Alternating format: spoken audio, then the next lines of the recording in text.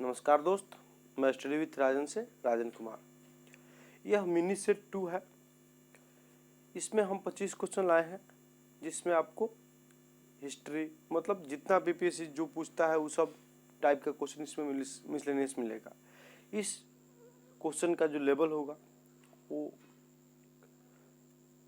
आपको डिफिकल्ट से थोड़ा कम होगा, मतलब मॉडरेट टू डिफिकल्ट होगा। ठीक, यहाँ पे आप लोग अगर 12 से प्लस में 13 प्लस बनाते हैं तो आप लोग का मतलब तैयारी बहुत अच्छा नहीं अच्छा है। 15 प्लस बनाते हैं 16 प्लस तो तैयारी बहुत अच्छा है। ठीक, आप लोग मतलब प्री के लिए इजीली क्वालिफाई करने का दम रखते हैं, बाकी क्वेश्चन के लेवल के ऊपर रहता है।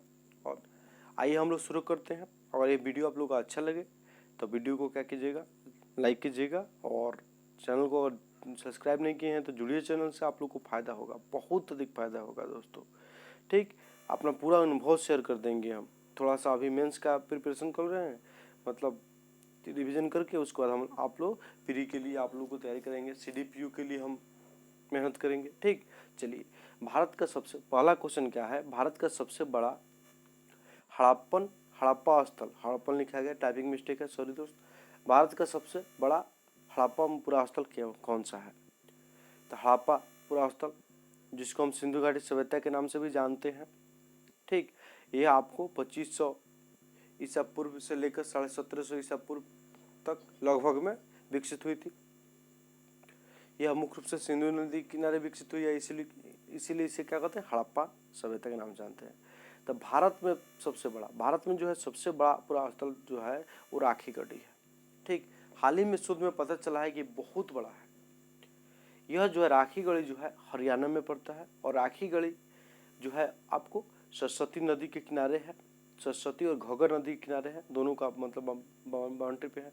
इसके साथ साथ इसकी खुदाई जो किए थे आपको अमरेंद्र नाथ किए थे, खोज कोई और किया, लेकिन खुदाई जो करने का श्रेय है वो है आपको अमरेंद्र नाथ को। ठीक, पहले माना जाता था कि हड़प्पा का सबसे बड़ा जो स्थल है वो मोहनजोदड़ो है, लेकिन अब मोहनजोदड़ो जो है दूसरे नंबर पर चला गया है। ठीक, इसी के साथ लोथल जो है हड़प्पन सभ्यता का बंदरगाह नगर है, जो गुजरात में पड़ता है। लोथल भोगवा नदी के किनारे स्थित है। कालीबंगा जो है आपको राजस्थान में पड़ता है। ठीक, यहाँ से जूते हुए खेत के निशान मिले हैं, भूकंप के साक्ष्य मिले हैं कालीबंगन से। चलिए नेक्स्ट आगे बढ़ते हैं दोस्तों। अकबर ने सर्वप्रथम वैवाहिक संबंध राजपूतों के जिस गृह से स्थापित किया था वो कौन था? आप लोग बताइए कौन था? बुंदेल, राठौड़, कच्छ, वाहो, सिसोदिया। ठीक, तो इसमें आपको आंसर हो जाएंगे कछवाहो। जब आपको 1562 ईस्वी में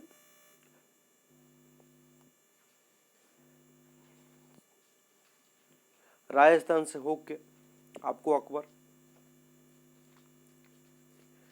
जा रहे थे पीर बाबा का दर्शन के लिए। ठीक, तो वहीं पे आपको राजस्थान में राजपूत राजा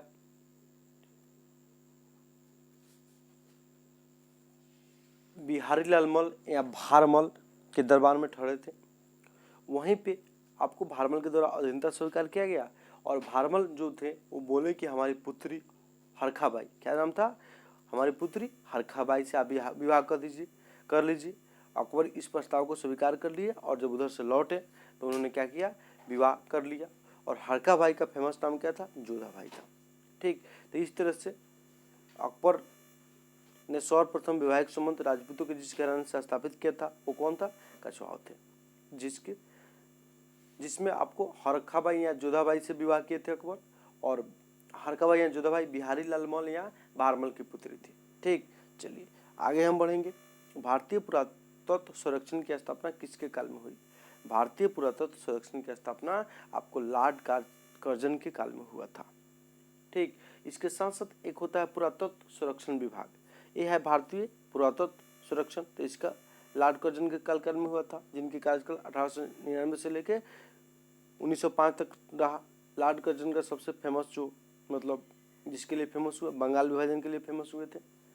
ठीक, इसके साथ साथ आपको एक होता है पुरातत्व संरक्षण विभाग। पुरातत्व संरक्षण विभाग जो है उसका गठन मेयो और आर इंगल ने 1871 में किया था। ठीक, यह भारतीय पुरातत्व संरक्षण विभाग है जिसकी स्थापना आपको कौन किए हैं, तो आपको लॉर्ड कर्जन के द्वारा किया गया है। तो आपको 3 का आंसर हो जाएगा 3। चलिए, निम्नलिखित में से संथाल विद्रोह कब हुआ था? तो संथाल विद्रोह जो है आपको कब हुआ था? 1855 से लेकर 56 के बीच में हुआ था, जिसके नेता सिंधु कान्हू थे। सिंधु कान्हू 4 भाई थे, सिंधु कान्हू, चांद और भैरव। ठीक, यह भारत में 1857 के पहले हुए जनजातीय विद्रोह था। इसके बाद आपको तुरंत ही 1857 का विद्रोह हो गया। यह विद्रोह जो था राजमहल के पहाड़ियों में भागलपुर जिले के आसपास पड़ता है, वहाँ पे हुआ था। ठीक, चलिए इतना ही यहाँ से संथाल विद्रोह से आप लोग को जानना है जो जनजातीय विद्रोह था। चलिए आगे बढ़ते हैं। संथाल क्षेत्र को दामन कोह के नाम से भी जानते हैं। ठीक है, संथाल जो क्षेत्र है उसको दामन एक कोह के नाम से भी हम लोग जानते हैं। चलिए आगे बढ़ते हैं। मद्रास में स्वदेशी आंदोलन का नेतृत्व किसने किया था? आप लोग को पता है कि स्वदेशी आंदोलन जो है आपको बंगाल विभाजन के विरुद्ध में, ठीक, 1905 से शुरू हुए थे। ठीक, और 1906 ईस्वी में आपको यह आंदोलन अपने चरम पर पहुंचा, जिसमें स्वदेशी आंदोलन का जो नेतृत्व करने वाले थे मद्रास से, वो थे आपको चिदम्बरम पिल्लाई। कौन थे? चिदम्बरम पिल्लाई। वैसा ही आपको कुछ अलग अलग क्षेत्र से अलग अलग नेतृत्वकर्ता हो उभरे, उनका नाम हम लोग भी देखते हैं। ठीक, तो आपको मुंबई और पुणे में जो आंदोलन के नेतृत्व किए वो लोग थे बाल गंगाधर तिलक। पंजाब में जो आंदोलन के नेतृत्व किए वो रहे अजीत सिंह और लाला लाजपत राय। उसी तरह से दिल्ली में हैदर राजा के द्वारा नेतृत्व किया गया। ठीक है दोस्तों, चलिए आगे हम बढ़ते हैं। निम्नलिखित में से भारत की सुदूर दक्षिणी भौगोलिक इकाई कौन सी है? तो भारत की सुदूर दक्षिणी भौगोलिक इकाई, तो आपको पता है कि मुख्य भूमि का सबसे दक्षिण भाग कन्याकुमारी अंतरिप है।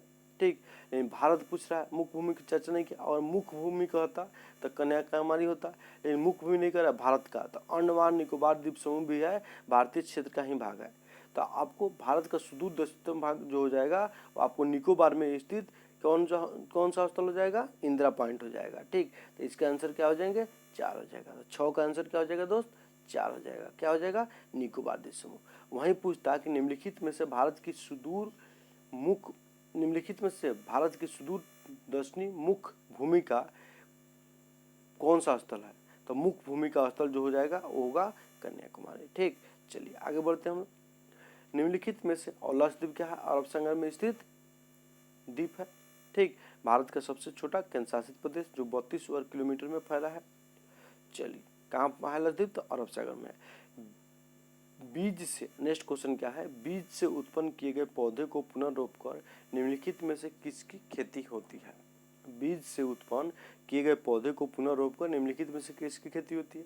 तो मक्का जो होता है बीज को ही रोप दिया जाता है, वहीं आपको पौधा का रूप ले लेता है। गन्ना जो होता है तना को रोपा जाता है और पौधा का रूप लेता है। ठीक है, और चारा आपको अधिकतर चारा जो होते हैं आपको बीज को रोप के आपको पौधा बनाया जाता है, लेकिन धान जो होता है पहले छोटे से पौधा बना दिया जाता है, फिर उसको अलग रोप के खेती की जाती है। तो आपको बीज से उत्पन्न किए गए पौधे को पुनः रोप कर निम्नलिखित में से किसकी खेती है? कि धान की। धान में मुख्यतः क्या होता है? पहले बीज गिरा दिया जाता है एक जगह और वहाँ से उखाड़ कर अलग अलग स्तर पर ले जाकर उसको रोप दिया जाता है।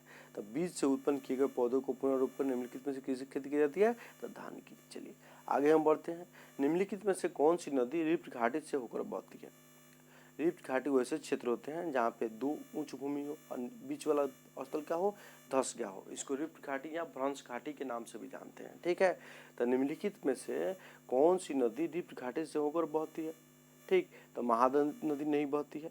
ठीक, नर्मदा नदी रिफ्ट घाटी से होकर बहती है। नर्मदा जो नदी है वो आपको विंध्याचल और सतपुड़ा के बीच से होकर बहती है।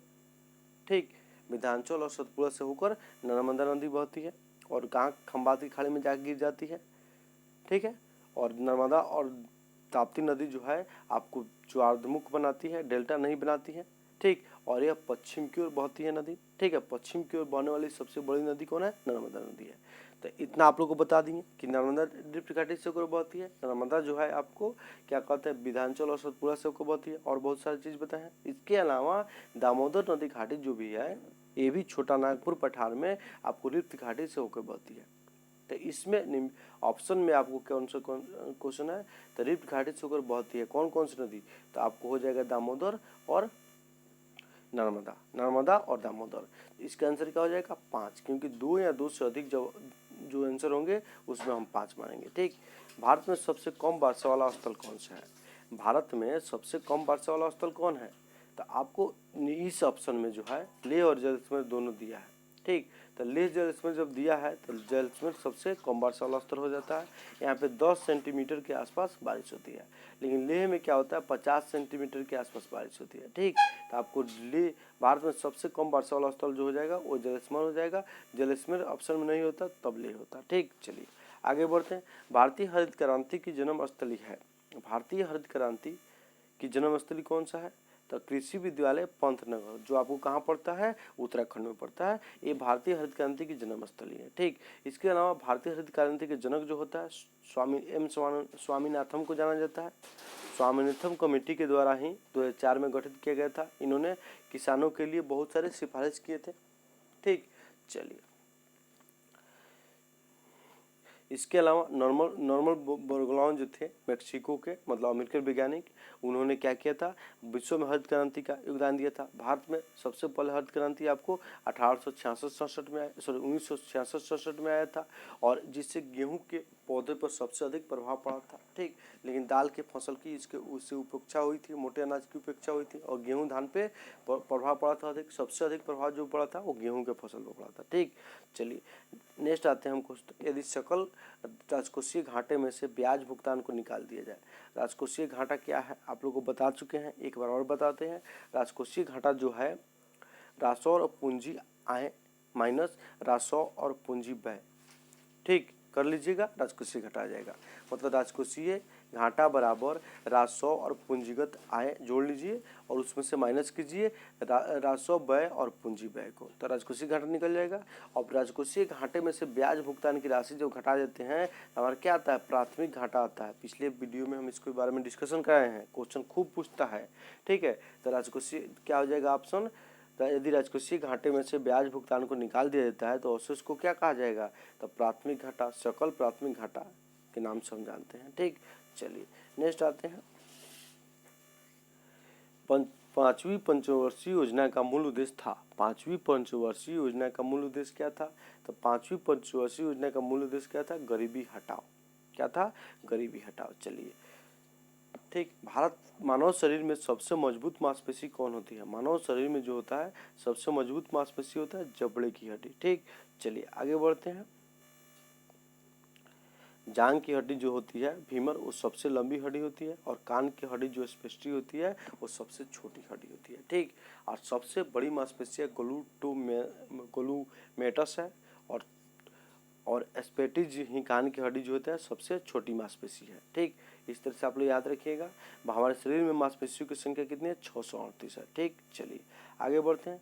पित्ताशय में उपस्थित पत्थर निम्नलिखित में से किसका पाचन प्रभावित करता है, तो पित्ताशय जो होता है, पित्ताशय में आपको उपस्थित पत्थर निम्नलिखित में से किसका पाचन प्रभावित करता है, तो वासा का। ठीक है, पित्ताशय में जो पित्त रस होता है उसमें आपको पत्थर क्या करता है, रिकावट डालता है, और पित्त रस जो होता है आपको वासा के पाचन में हेल्प करता है। अब पित्त रस अइबे नहीं करेगा तो आपको वासा नहीं पचेगा। ठीक है, तो पित्त रस को आने में कौन रोकता है, तो पत्थर रोकता है जो हमारे पित्ताशय में हो जाता है, पथरी। ठीक, और पित्ताशय जो होता है, पित्ताशय में पित्त रस कहाँ से आता है, कहाँ से आकर जमा होता है, तो वो जमा होता है हमारे यकृत से आके। ठीक, याद रखिएगा। चलिए आगे बढ़ते हैं। निम्नलिखित में से कौन सा मूल तत्व है, निम्नलिखित में से कौन सा मूल तत्व है, मतलब कौन इसमें से तत्व है, तो इसमें से तत्व जो है आपको सभी जो है यौगिक है। रेत हुआ, संगमरमर हुआ, शक्कर हुआ, सभी यौगिक है।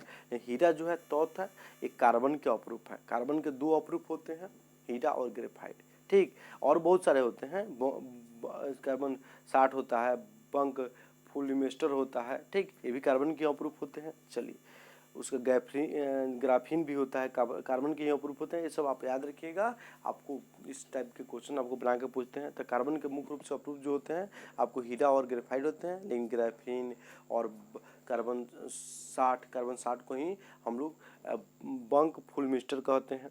ठीक, चलिए आगे बढ़ते हैं। बाइनरी भाषा कितने अंकों की होती है? बाइनरी भाषा कितने अंकों की होती है? तो बाइनरी भाषा जो होती है 2 अंकों की होती है, एक 0 और 1। यह कंप्यूटर की भाषा है बाइनरी भाषा, ठीक। 2 अंकों की होती है, 0 और 1, ठीक। चलिए आगे हम बढ़ते हैं। वर्ष 1947 के बाद निम्नलिखित में से किस राज्य को भारत के संघ के साथ बलपूर्वक मिलाया गया? ठीक, तो इसमें क्या आंसर हो जाएंगे दोस्त? आपको हैदराबाद। ऑपरेशन पोलो के तहत हैदराबाद को भारतीय राज्य में मिलाया गया था। कश्मीर को महाराजा हरि सिंह के हस्ताक्षर के साथ भारत में मिलाया गया था, ठीक। चलिए आगे हम बढ़ते हैं। भारत में सर्वोच्च न्यायालय के संबंध में निम्नलिखित में से कौन सा कथन सही नहीं है? भारत में सर्वोच्च न्यायालय के संबंध में निम्नलिखित में से कौन सा कथन सही नहीं है? तो क्या क्या कथन है देखते हैं हम दोस्त। सबसे पहला कथन जो है, यह राज्य के नीति निर्देशक तत्व के संरक्षण के रूप में कार्य करता है। यह राज्य के नीति निर्देशक तत्व के संरक्षण के रूप में कार्य करता है। क्या नीति निर्देशक बाध्यकारी है? आप ही लोग बताइए, सोचिए, तब तक हम आते हैं। यह भारतीयों की स्वतंत्रता का संरक्षक है। यह भारतीयों की स्वतंत्रता का संरक्षण, बिल्कुल मौलिक अधिकार का संरक्षण करता है और स्वतंत्रता का उल्लेख मौलिक अधिकार में दिया गया है। तो हमारा सर्वोच्च न्यायालय जो है मौलिक अधिकार का संरक्षण करता है, इसलिए स्वतंत्रता का संरक्षण करता है। ये आपका स्टेटमेंट सही है। यह संविधान का संरक्षण करता है, बिल्कुल, यह आपको संविधान का संरक्षण करता है, ठीक है। सर्वोच्च न्यायालय सर्वोच्च न्यायालय का मौलिक कर्तव्य है, मतलब प्राथमिक अधिकार है कि वो संविधान का संरक्षण करे, ठीक। यह भारत के राष्ट्रपति और उपराष्ट्रपति के चुनाव में उठे विवादों की जांच की अंतिम शक्ति रखता है, बिल्कुल। राष्ट्रपति उपराष्ट्रपति के चुनाव में विवाद होते हैं तो सर्वोच्च न्यायालय में ही उस विवाद को ले लेते हैं। सर्वोच्च न्यायालय के प्राथमिक क्षेत्रीय अधिकार में आता है। तो आपको 2, 3, 4 सही है। अब देखते हैं एक सही है कि नहीं। तो नीति निर्देशक तत्व जो है वो वाद युग नहीं है। वाद युग मतलब अगर सरकार नीति निर्देशक तत्व को लागू नहीं करती है तो आप न्यायालय में नहीं ले जा सकते हैं। ये अनुच्छेद 37 में बोला गया है कि नीति निर्देशक तत्व जो है वाद युग नहीं है। सरकार अपने मतलब जरूरत के अनुसार, अपने शक्ति के अनुसार इसे लागू करती है, ठीक। तो यह राज्य के निर्देशक तत्व को संरक्षण के रूप में कार्य करता है, नहीं, ठीक। ये काम नहीं करेगा क्योंकि वाद युग है ही नहीं, तो संरक्षण कैसे करेगा, ठीक। चलिए, तो इसीलिए इसमें निम्नलिखित में से कौन सा कथन सही नहीं है? 1 नंबर कथन सही नहीं है, बाकी सब कथन सही है। नीति निर्देशक तत्व जो है आयरलैंड के संविधान से लिया गया है भारत में। नीति निर्देशक तत्व का उल्लेख आपको अनुच्छेद 36 से लेके आपको कहाँ तक 51 तक किए गए हैं, ठीक। इतना बात याद रखिएगा। और 51 के क में मौलिक कर्तव्य को जोड़ा गया है, जो स्वर्ण सिंह समिति की सिफारिश पर 42वें संविधान संशोधन के द्वारा उसको जोड़ा गया। मौलिक कर्तव्य मूल रूप से भारतीय संविधान में नहीं थे।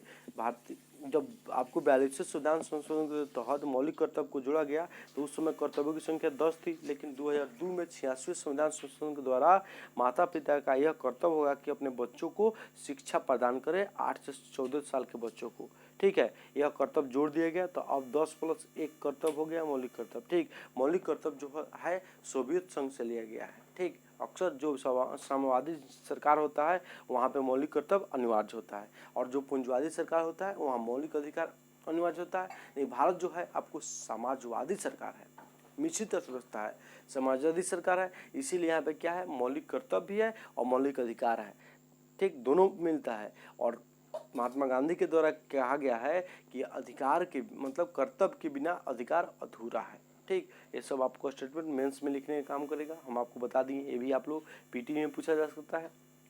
राष्ट्रपति पद के उम्मीदवार को इनमें से किसकी योग्यता का होना अनिवार्य है?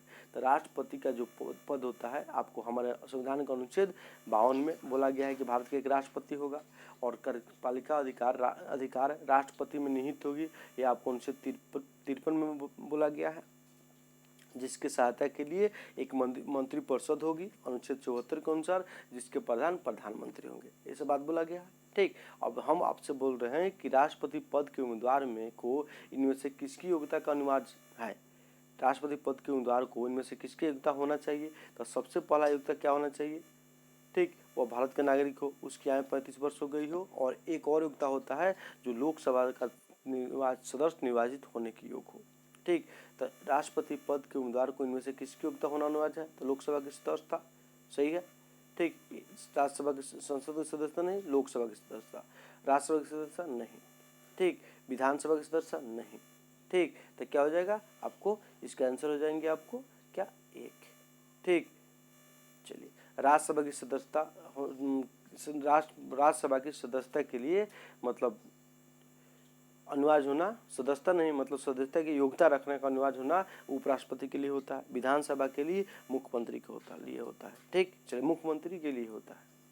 विधानसभा का सदस्यता नहीं मतलब क्या कहते हैं आपको, विधानसभा का सदस्य होना चाहिए मुख्यमंत्री, और नहीं हो तो आपको क्या करें 6 माह के अंदर बनना चाहिए, विधानसभा का हो या विधान परिषद का हो। ठीक, तो राष्ट्रपति आपको लोकसभा का सदस्य होना अनिवार्य है, ये बात आप लोग याद रखिएगा।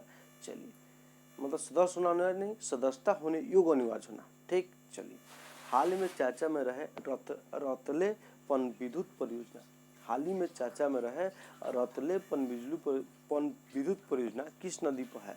तो रौतले पनबिजली परियोजना जो है आपको कश्मीर के द्वारा इस पर मतलब आरोप लगाया गया है कि सिंधु नदी घटित समझौता का उल्लंघन करता है या पाकिस्तान के जल को रोकने का काम करेगा यह पनबिजली परियोजना। ठीक है, इसीलिए इसको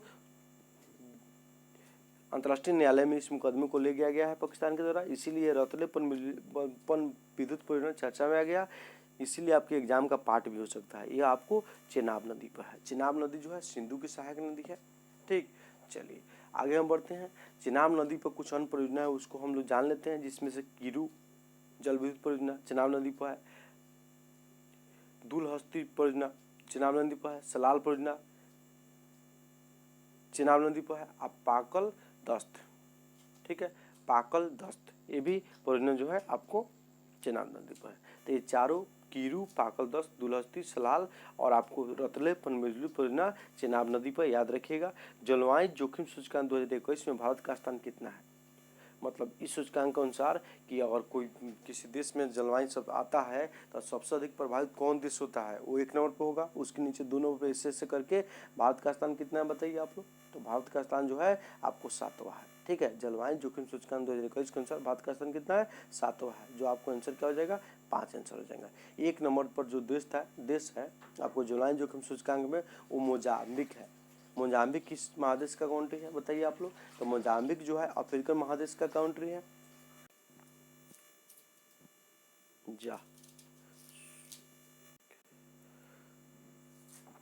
जलवायु जोखिम सूचकांक मपुतो 1 नंबर पे है, सॉरी मपुतो नहीं, मोजाम्बिक, जिसकी राजधानी क्या है? मपुतो।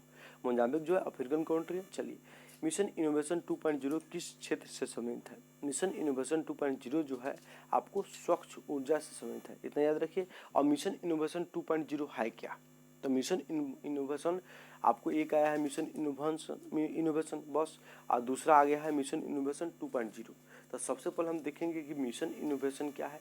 तो मिशन इनोवेशन जो है आपको पेरिस जलवायु समझौता COP21 के मीटिंग में अपनाया गया था मिशन इनोवेशन को, और इसका उद्देश्य जो था वो था आपको जलवायु परिवर्तन से निपटने के लिए तरीका खोजना। ठीक, और 2 का उद्देश्य जो है स्वच्छ ऊर्जा को बढ़ावा देना है। ठीक, तो मिशन इनोवेशन 1 और मिशन इनोवेशन 2.0 आप लोग को पता चल गया। हम इस क्वेश्चन को लाने का उद्देश्य थोड़ा सा ही डिफिकल्ट है। ऐसे क्वेश्चन बीपीएससी में पूछे जाते हैं ऑप्शन आपको करंट में, और ऐसे क्वेश्चन में बच्चे क्या होते हैं कन्फ्यूजन कर जाते हैं, गलती करते हैं या उनको जानकारी नहीं होती है। ठीक, तो आप लोग जुड़िए, आप लोग को निश्चित ही ऐसे ऐसे करंट अफेयर का क्वेश्चन आपको हमारे चैनल पर मिलेगा। ठीक, इसके अलावा आपको मिशन इनोवेशन के साथ साथ भारत में मिशन इंद्रधनुष चलते हैं। मिशन इंद्रधनुष जो है आपको 2 जगह काम करता है, एक बैंकिंग सेक्टर में, एक चिकित्सा क्षेत्र में। बैंकिंग सेक्टर में मिशन इंद्रधनुष के तहत आपको बैंकिंग क्षेत्र का पूंजीकरण किया जाता है और एनपीए के संकट से बाहर लाने का प्रयास किया जा रहा है। इसके साथ साथ मिशन इंद्रधनुष जो है चिकित्सा क्षेत्र में आपको 2 लाया गया है, एक मिशन इंद्रधनुष 1, एक मिशन इंद्रधनुष 2। ठीक है, दोनों का उद्देश्य क्या है? टीकाकरण को बढ़ावा देना। चलिए आगे हम बढ़ते हैं। बिहार में 2011 के जनगणना के अनुसार जनसंख्या लिंग अनुपात कितना है? तो बिहार में 2011 की जनगणना के अनुसार जनसंख्या लिंग अनुपात कितने हैं? तो इसका आंसर क्या हो जाएगा दोस्त? 918। वहीं बाल लिंग अनुपात पूछा तो 935, जनसंख्या घनत्व पूछता तो 1106। 1102 कहीं कहीं मिलता है, लेकिन 1106 जो है अंतिम आंकड़ा है। ठीक है दोस्तों, चलिए आगे बढ़ते हैं। बिहार में सदाकत आश्रम की स्थापना किसने की है? बिहार में सदाकत आश्रम की स्थापना किसने की है? बिहार में सदाकत आश्रम जो आपको असहयोग आंदोलन के दौरान शुरू किया गया था। ठीक, ये इसकी स्थापना मौलाना मजरूल हक के द्वारा पटना में ही किया गया है। ठीक, आपको 1921 में इसका स्थापना किया गया था। सोनपुर मेला का और हम मौलाना मजरूल हक इसके बारे में जानते हैं। इन्होंने सदाकत आश्रम से ही द मदरलैंड नामक पत्रिका निकाला, जिसका उद्देश्य असहयोग आंदोलन को बढ़ावा देना था। ठीक, चलिए आगे देखते हैं। सोनपुर मेला में सोनपुर का मेला किस नदी किनारे कार्तिक माह में प्रत्येक वर्ष आयोजित किया जाता है? आप लोग को पता है कि सोनपुर का मेला जो होता है भारत एशिया का सबसे बड़ा पशु मेला है। सोनपुर मेला आप लोग ख्याल में आते हैं सीधे सोन नदी मारिएगा, लेकिन नहीं, सोनपुर मेला जो है आपको कहाँ आयोजित है प्रत्येक वर्ष? आपको गंडक नदी के किनारे आयोजित होते हैं। ठीक है दोस्तों, चलिए ये 25 क्वेश्चन आप लोग को बताइए कि मार्क्स कितना आया। ठीक, और इसके साथ साथ अगर कुछ सुझाव देना चाहते हैं क्वेश्चन के लेवल में, या आप बताइए कि क्वेश्चन मतलब किस टाइप के मतलब आपको चाहिए, या क्वेश्चन कैसा है। ठीक है, इस सब राय दीजिए। इसके साथ साथ अगर आप चैनल से नहीं जुड़े हैं तो चैनल से जुड़िए, आप लोग को निश्चित ही फायदा होगा, आपको बहुत फायदा होने वाले हैं। जो भी आपको ऑब्जेक्टिव एग्जाम आते होंगे उसमें फ़ायदा होगा। मेंस के लिए भी हम कुछ काम करेंगे, अभी नहीं कर पाएंगे क्योंकि मेरे साथ प्रॉब्लम है। ठीक है दोस्तों, चलिए वीडियो अच्छा लगा है तो शेयर कीजिए। चलिए नमस्कार दोस्तों।